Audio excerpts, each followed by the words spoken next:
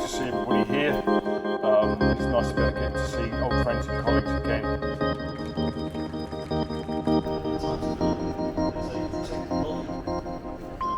Our residents as well. You know, what we got. 30 stories worth of fire hose seems like a lot, doesn't it? Anybody wants to talk to Tom or I about what that looks like, the fire stopping elements we're putting in buildings. That's another sort of energy sustainable technology that sort of is great but works against us. It also burns the grass in my yard.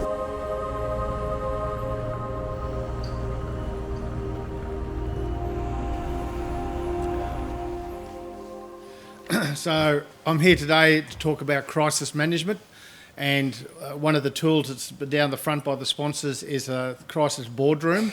I'm a big fan of Crisisboardroom. We've heard this morning from a couple of different presenters about crisis planning for counter-terrorist events mainly, and terrorist events. I'm going to speak about an event that occurred in Sydney. I'm a retired fire officer, and I'll explain the event when I get a bit further down. So the one thing we can expect is the unexpected, and I like to think of, we plan for the best and expect the worst, or expect the worst and plan for the best. Either way, it ends. You can never be 100% certain about what's going to occur when you have a crisis in your organisation.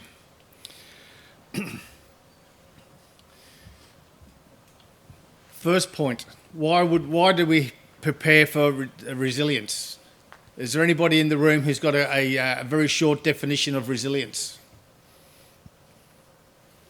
All right. Well, I get. Sorry. Being able to stay alive. Been able to stay alive. Yeah, it's been able to survive an incident, for want of a better term. Resilience is the ability to recover from or adjust to an incident or change. And as we heard this morning with Martin's Law and quite a few of the examples of different from the law enforcement speakers, you need to have resilience to be able to build, steady the ship and move on. So,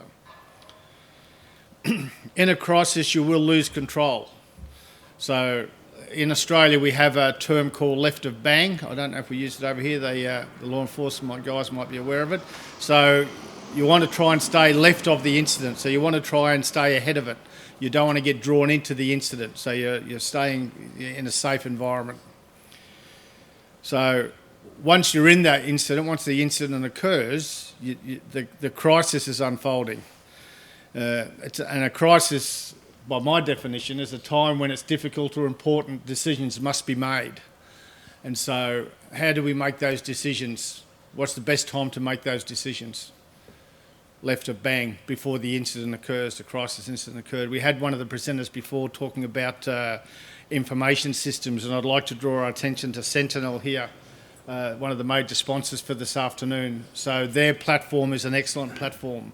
Again, I totally agree that you would never use WhatsApp for a range of different reasons, for security, for reliability, for data management. It's just not a platform that you would use.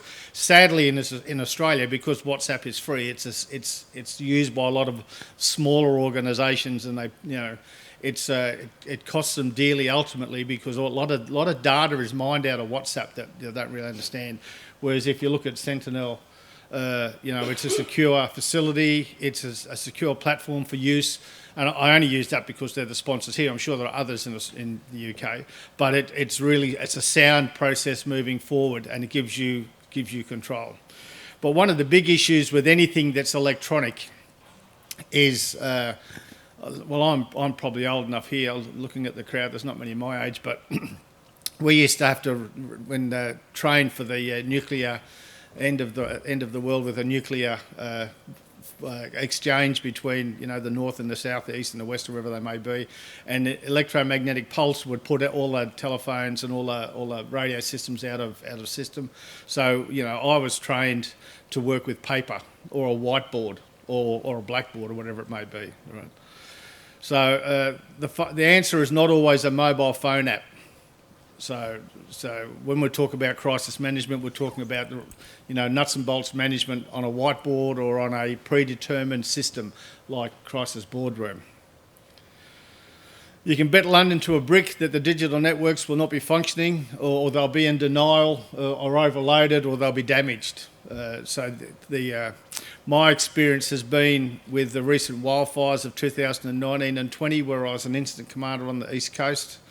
The smoke was interfering with our radio frequencies. The smoke was interfering with the telephone lines, the digital telephone. We don't have many underground lines anymore. We were denied our communications basically for large periods of time. Not 24 hours a day, but there were different periods of time, critical periods of time when you're trying to manage a fireground or manage an incident and you couldn't actually get communications. So my case study this afternoon is what's called the University of Technology Sydney crane fire event. It occurred a couple of years ago. The University of Technology in 2013 was being redeveloped. They had knocked down the old building, were putting up a new building, and somehow the crane caught fire.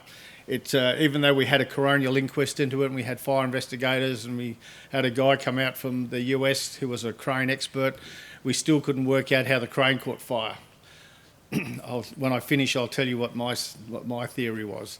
But the crane was situated on the corner of George and Wattle Streets in Sydney, which probably doesn't mean much to you. But has everybody seen a picture of the Harbour Bridge? Yep. So those two streets are the main feeder streets for the Harbour Bridge. The crane was on the corner. The crane collapsed over George Street and Wattle Street. So there was the Harbour Bridge out of action for a considerable period of time. Because it was a major industrial incident, the roads were blocked and had to do diversions to get around, which took a considerable period of time. It took a couple of days actually to do that. So that affected all the traffic in the CBD of Sydney and required people to transport an extra 30 minutes in each direction, morning and night when they were travelling to work, because it split the city in half. Sydney was already cut down the middle by the Sydney Harbour, which is a fantastic feature of the city of Sydney. It's a beautiful harbour. It's got the Harbour Bridge, it's got the Opera House, it's got many, many different little islands. But when you're commuting, that's also a major barrier to getting from one side of the city to the other. So the UTS crane fire event shut the city down for just short of 2 weeks. It was definitely 3 days. There was no road transport on the two major, the northern and the western roads. We had to conduct basic analysis of trying to get other roads open. So as part of the incident management team, we implemented a road and traffic section, which you don't normally come across. You'll have hygiene, you'll have safety, you'll have air operations, you'll have all sorts of stuff, but a road management system is not one of them. And then by implementing that and using a whiteboard in the part of the university that wasn't affected by the crane collapse, we were able to work out which roads and so forth that we would be able to open and move forward on. So that was a crisis that no one had ever planned for. We have, like, Sydney is a bit like London. It's growing all the time. There are cranes on a large number of building sites, but none of them ever fall over. This one fell over. Just in closing, I actually think the fire started because there was a guy up there when we finally got access to the crane cab. The crane cab was 60 metres above ground. There was a couple of empty beer bottles in there and a heap of cigarette stubs. So it was quite clear to me that it ignited the fire that was started by the driver. But unfortunately, we couldn't prove that, and the industrial representatives regarded it as all inadmissible evidence in the coroner's inquest because the police weren't there, because the police couldn't scale the outside of the tower crane. Okay, thank you for that. I'll now hand over to our next speaker.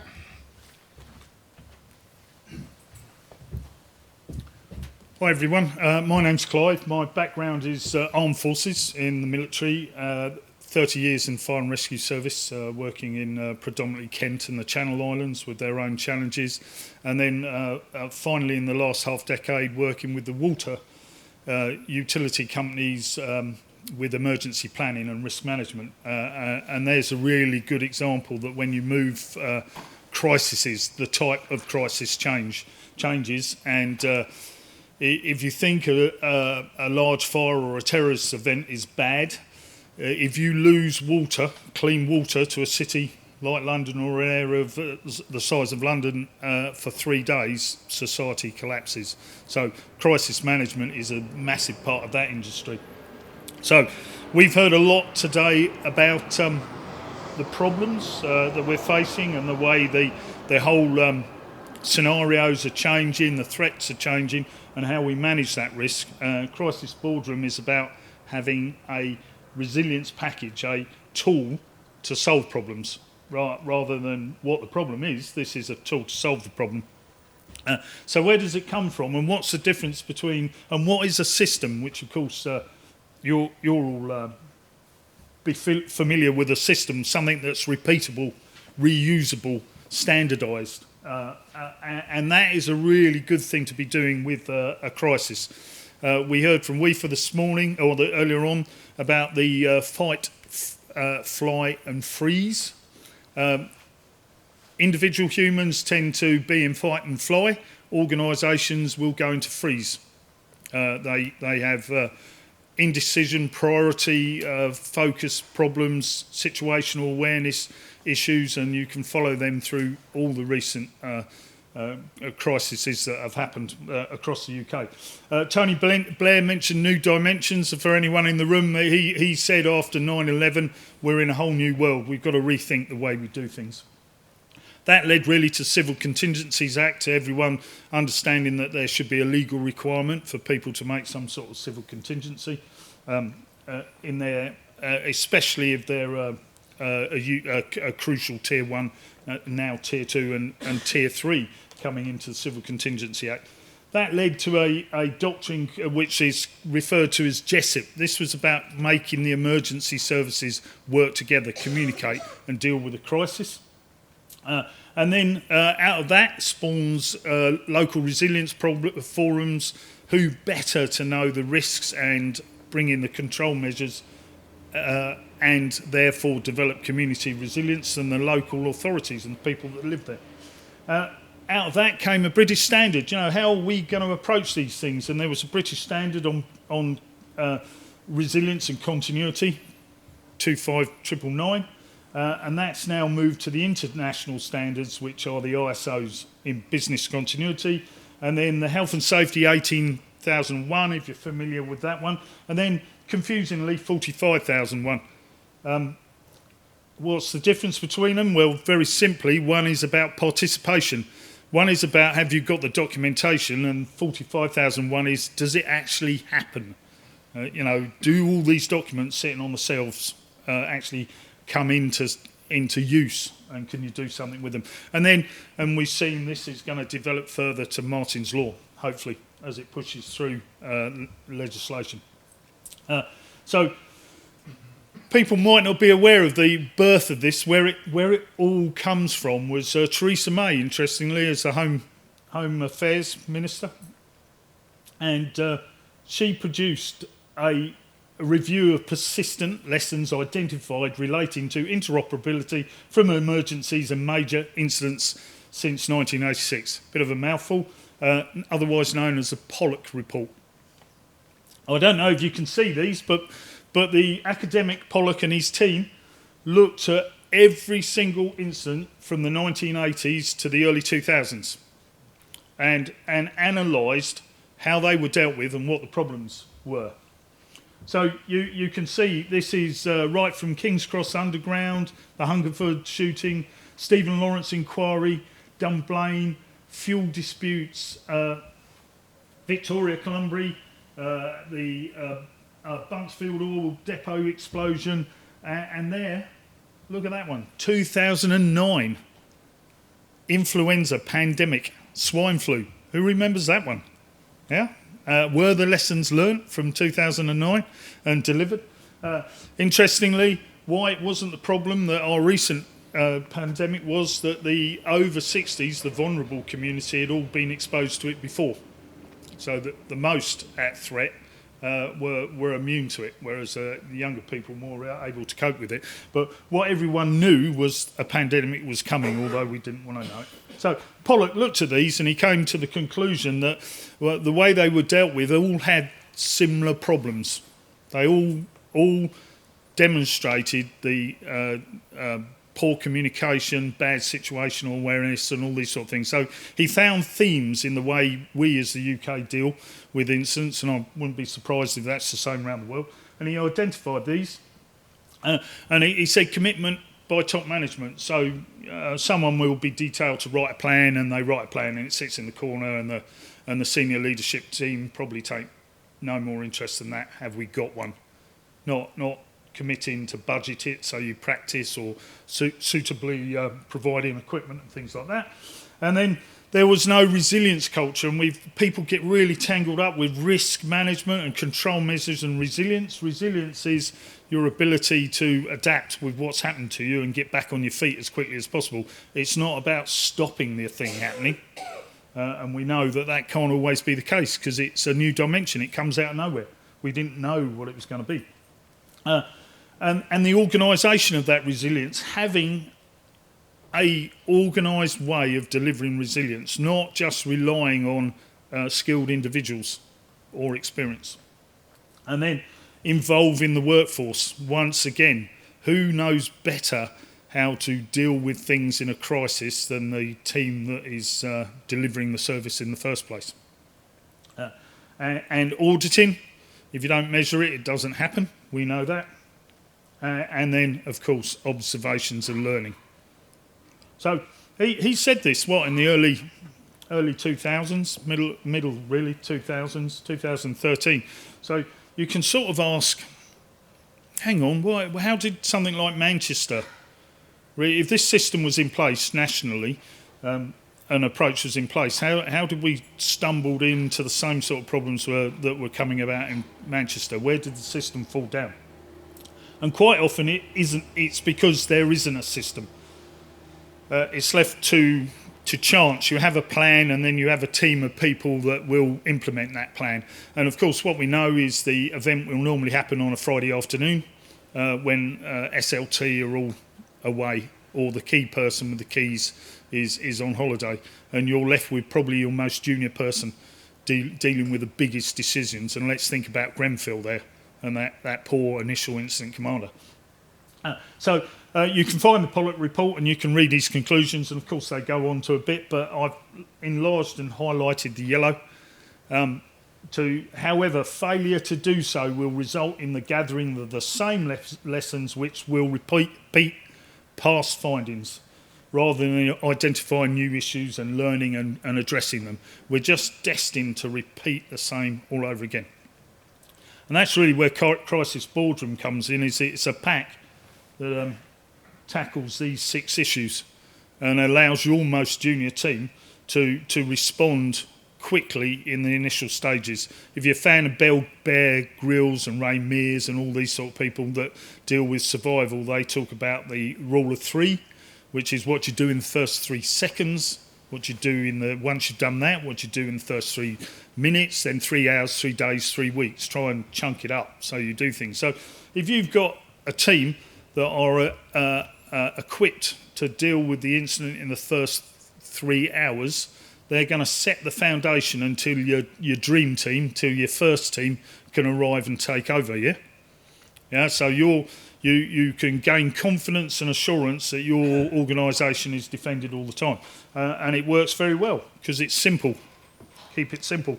So the case study would be, I know it's 2018, but why I wanted to bring this particular one up is that most of our resilience is based on the emergency services. We're like, well, the fire service will come and do that. The police will come and do that. There are incidents, and the Beast from the East is a great example, uncompensated incidents where everyone's in trouble and your problems are minor. They might be massive to you, but there are only so many police officers, there are only so many ambulance services, and there are only so many resources that are available to you. And this really showed this in it was long. Our emergency services are used to dealing with things quite well in a short space of time, but anything that goes on, and this really stretched into nearly 2 weeks by the time it all started calming down. In the water sector, the real problem was the thaw. So you had frozen pipes, which are great. Frozen pipes are great because they don't leak. As soon as it thaws, all those broken pipes all leak at the same time. You start losing water supplies, you lose water quality, you have all sorts of issues with the health of the community. So the beast from the east required lots of companies, lots of organisations to be far better at looking after their own resilience instead of relying on other people. And that's why you need a systematic approach. So the message really that we're delivering here is that just having a plan isn't sufficient. You've got to have people that are equipped, prepared and confident enough to deliver it. And that's my point there. Russ, Zach.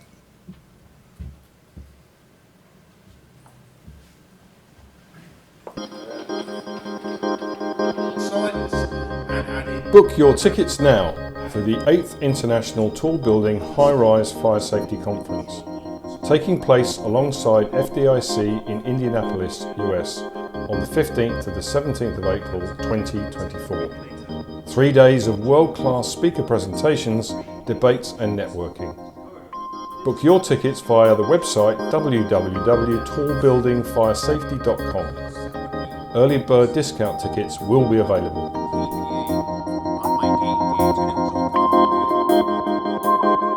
The Tall and High-Rise Building Fire Safety Management course is ideal for anyone who has responsibility for fire safety management in tall and high-rise buildings. It is a 5-day intensive course with world-class instructors. You can get full details of the course on our website www.tallbuildingfiresafety.com.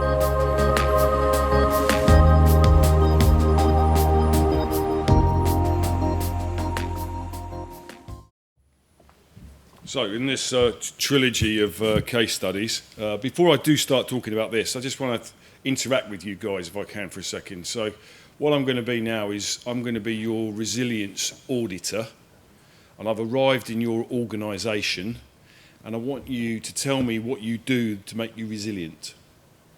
What you're going to put on the table to show me that you're resilient, as a rhetorical question to you guys. So if somebody said to you, okay, you run a major tall building here in London, your organisation, whatever else it may be, what do you do to be resilient? Yep. Well, you need, first of all, a proper resilience, security strategy and policy with a mission statement as to messaging to the community of the organisation as to what resilience actually means. Fantastic. How many people in the room have a resilience policy? 1 or 2, 3 people in the room. Because I have, and I'm still on top here, what I've learned from 300 plus crisis simulations. I used to be part of a company called Horizon Scan. Pleased to say I've got some colleagues here from Horizon Scan. And we conducted, while I was working with them, hundreds of crisis simulations around the world for major manufacturing businesses. So what I'm going to evidence what I'm saying is based on my experience of running these around the world. And resilience still is not understood by most people. Now, I know I'm talking to a highly informed and probably in this sector, so you probably have got a very advanced idea of what resilience means. But the toughest questions I used to ask of CEOs and MDs of businesses is, what does resilience mean to you? It means a business continuity plan. No, it means we've got a risk register, maybe, and then trying to tease out those questions about what it actually means. And you do need to go through that intellectual exercise of saying, what does resilience mean to us? What are the layers? We spoke this morning about the James Reason model of the cheeses and the holes lining up. What are the layers in your organisation? Because when you get down to really analyse that, that is how much redundancy, how much safety margin do you have in your business?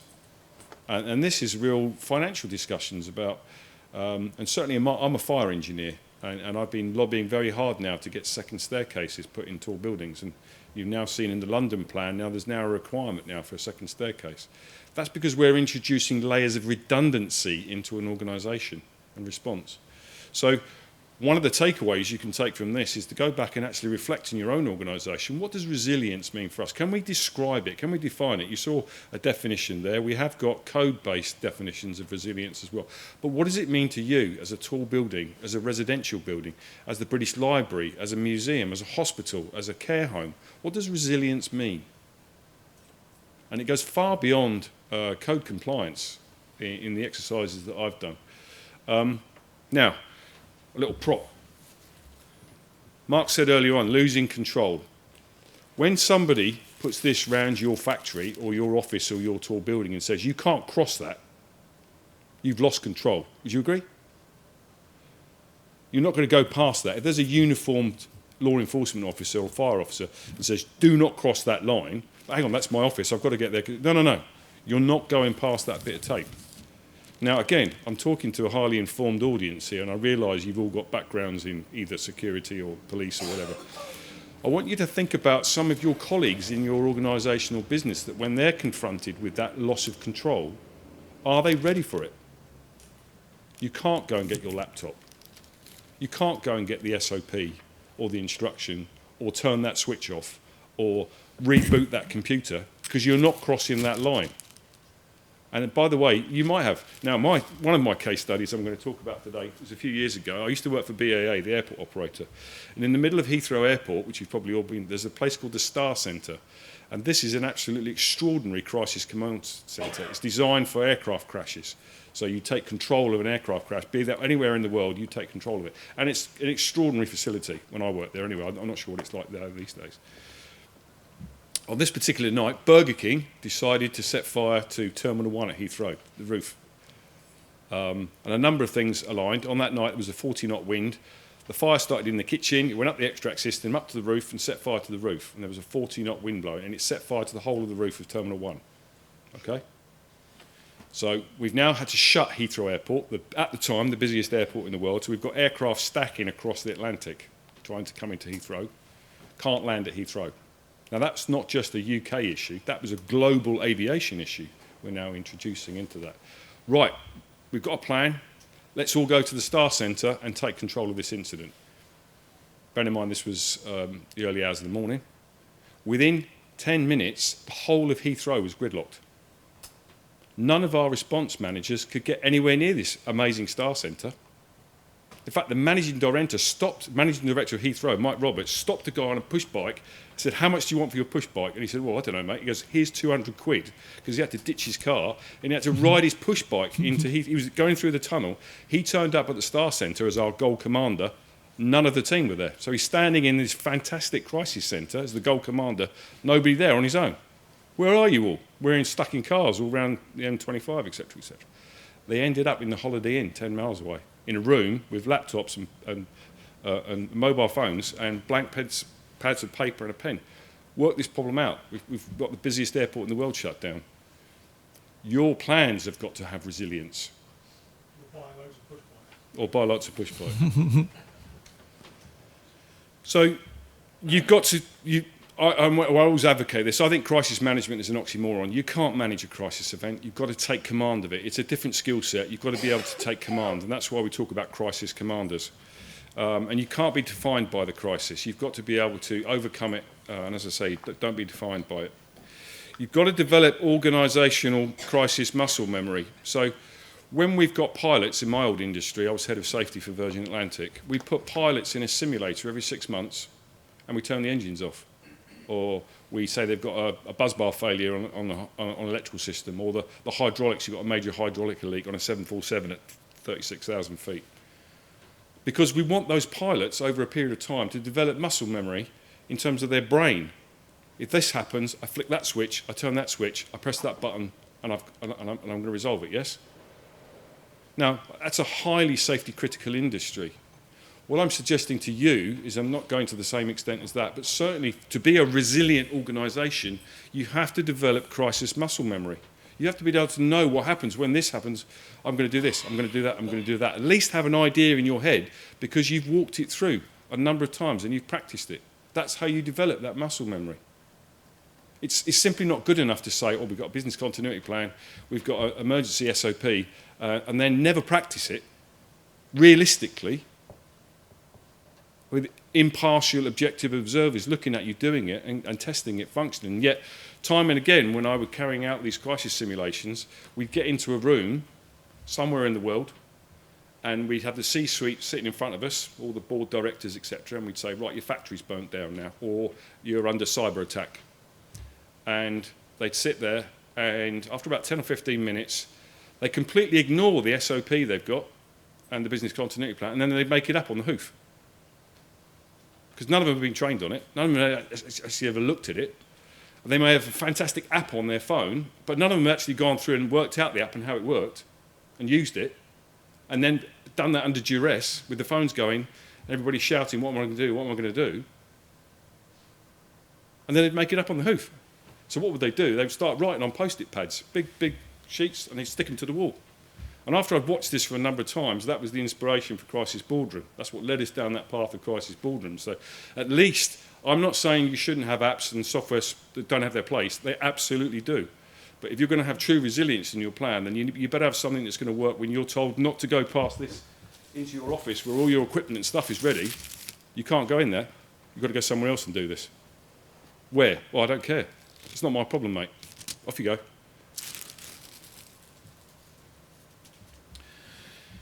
Adopt a pre-arranged crisis management structure based on roles and not people. Time and again, we would do exercises around the world, and you'd say, okay, we're now going to go into a crisis mode, and you'd say, okay, yeah, the chief exec is the goal commander. She may be on the beach in Malaga. So who's it going to be now? Well, that's all right. We've got a number of golds, a number of silvers, etc. And we've got a cadre of those people that can do this job. Trust me, Murphy's Law, Sod's Law, call it what you will, when the bell rings for your crisis event, you probably won't have the people that you think are going to be there in there and available. You've got to have the resilience such that your management team or any one of them can step up. Because here's the thing, when that crisis occurs, you've got to invoke and respond and set up your team. And it could be that you have a very junior member, the most senior appropriate person at the time will become the goal commander or the strategic commander in the early stages of that incident. And if you're basing your resilience on, well, we're going to get, we're going to get Sarah in and we're going to get Bob in and eventually we're all going to get together in this fantastic facility that we've got and we're going to use these software apps, etc. You're living in, I would say, a precarious situation. Your plans have got to have resilience. You've got to have a plan A, a plan B, a plan C, a plan D, and a plan E, as we've now found to our cost at Grenfell Tower. I was a former firefighter. There was only one plan A at Grenfell, and it didn't work. Equip and prepare a crisis management room. Now, if you have got the wherewithal, I strongly recommend this. Every airport around the world has an aircraft crash response room where you're going to do the kind of things. Not many other organisations go to the investment of having that in their facility. I would obviously advocate it, even if it's a room with a locker in it that you can open the locker up and you've got boxes in there with all the stuff in there, etc. you can go to.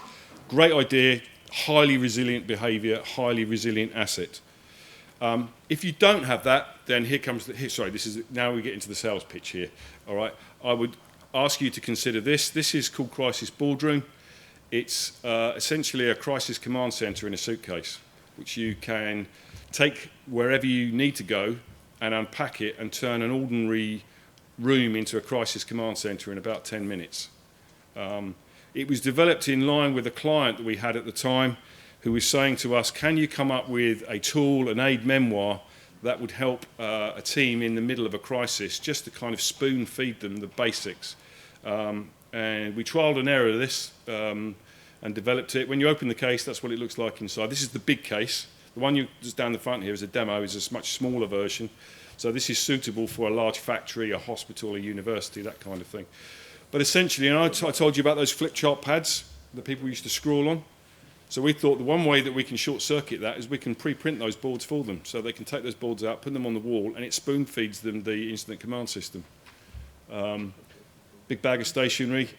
a command kit with command logbook inside for keeping contemporaneous notes, press kit, so ready-made press releases, so that if you have to come up with a press statement, we've done some template press statements, and we've numbered them from 1 to 5, so you can agree this is what we're going to say. You can just fill in the blanks, and you can all agree we're going to use press statement number 3 as a holding statement. Are you with me? So we have a consistent message, and we don't have somebody who's had no press or media training just blurting out. And we've all know examples of where people have made real bad howlers when they've had to talk to the press and they've said something inappropriate.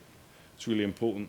A basic investigation kit and a finance kit, because this is probably going to end up in an insurance claim, and you've got to keep a record of kind of the monies that you're spending and incurring. So it's designed for this first sort of 12 hours of a crisis event, 12 to 18 hours, where you will transition back into management. But in this early stage, you'll be in command, and that's what the kit's about. And there are details over there. We've also got an offer, so we're calling this our tried and tested package. Don't know if my old colleagues are still using the same term. But this is, if you like, a bit of consultancy where we will come and conduct an exercise, as I say, conduct a literature survey of all the kind of relevant documents that you've got. We'll look at your risk register and develop a foreseeable scenario. We'll brief your teams, and we'll do a crisis simulation, and then we'll do a hot debrief, and then we'll produce a short report with recommendations. So if that's of interest, then I'm very happy. And if you do want to get in contact with me, obviously I'm running this conference as well, but if you do want to get in contact with me or see that or would like a demo, then please do get in contact. But I think the key takeaways from what me and my 3 colleagues have spoken about this afternoon is, do ask yourself, what does resilience mean for you? Have you defined it in your organisation? And how does that actually, I think the policy idea, you've got to have a policy. How does that then cascade down through the organisation, to every bit of your organisation, to show that you're resilient? And I think Martin's Law is going to require levels of demonstrable resilience that bystanders, the general public, the press, the media, who are looking at you are going to say, show us how you're prepared and what you're going to do if these bad things happen. And I think this could be part of the solution. Thanks for your attention.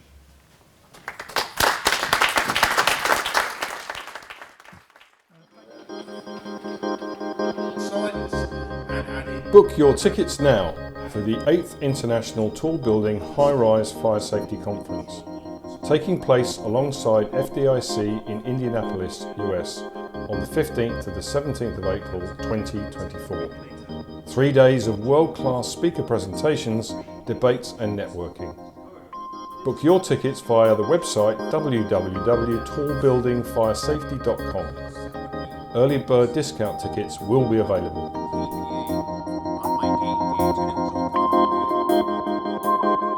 The Tall and High-Rise Building Fire Safety Management course is ideal for anyone who has responsibility for fire safety management in tall and high-rise buildings. It is a 5-day intensive course with world-class instructors.